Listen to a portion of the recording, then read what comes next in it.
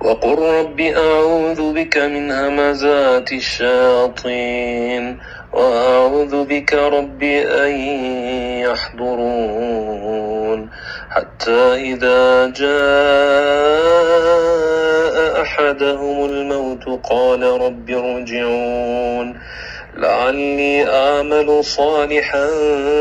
فيما تركت